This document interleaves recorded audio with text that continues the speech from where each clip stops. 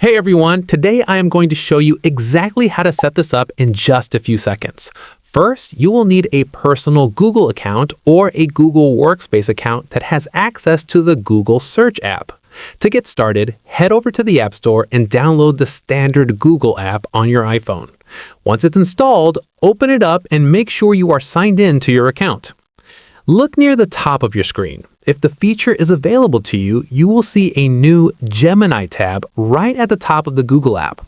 Just tap that tab to switch over from standard search and follow the quick on-screen instructions to get everything ready.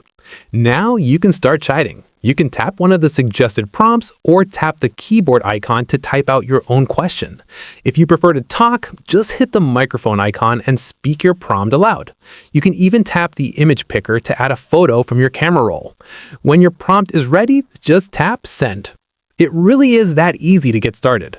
If this quick tutorial helped you out, please hit that like button, subscribe to the channel for more tips, and leave a comment below letting me know what you plan to ask Gemini first. Thanks for watching.